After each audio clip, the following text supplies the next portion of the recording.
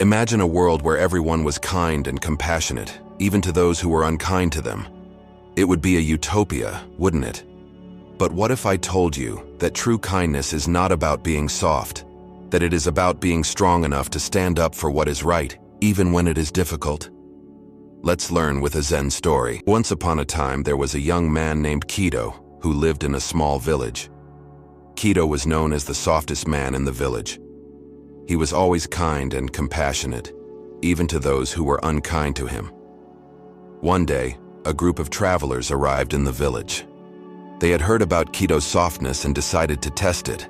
They were rude and demanding to Kido, but he simply continued to serve them with a smile on his face. The travelers were impressed by Kido's kindness, but they were also determined to make him lose his cool. They insulted him, belittled him, and even threatened him. But Kido refused to be provoked. He remained calm and collected, even when the travelers were at their worst. Finally, the travelers gave up. They had never met anyone like Kido before. They had tried everything they could to make him lose his cool, but he had refused to budge. After the travelers left, Kido went to see the village elder, a wise old monk. "Master," Kido said, "I am troubled. The travelers who came to the village today were very rude and demanding to me. I tried to be kind and compassionate, but they only laughed at me and called me weak." The elder monk smiled.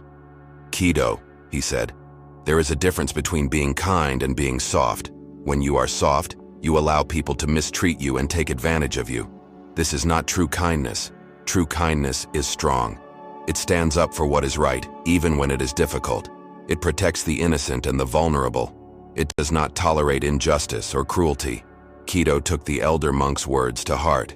He realized that he had been too soft in the past. He had allowed people to mistreat him because he was afraid of conflict. But from that day on, Kido was different. He set boundaries with people and stood up for himself when necessary. He also became more discerning about who he was kind to. One day, the travelers who had humiliated Kido returned to the village. They were surprised to see that Kido was different now. He was still kind, but he was also firm. "Kido," the leader of the travelers said, "we're back. Bring us some food and water." Kido looked at the traveler with a steely gaze. "No," he said, "I will not serve you. You were rude and demanding to me before, and I will not tolerate it again." The travelers were stunned. They had never seen Kido stand up to them before. "What?" the traveler said. "You're just a weakling. We can do whatever we want to you." Kido stood tall. "I am not weak," he said. "I am kind, but I am also strong. I will not allow you to mistreat me." The travelers hesitated for a moment, then turned and walked away. Kido had finally learned how to stop being soft to everyone. He was now a kind and strong person who was not afraid to stand up for himself. Thank you for watching.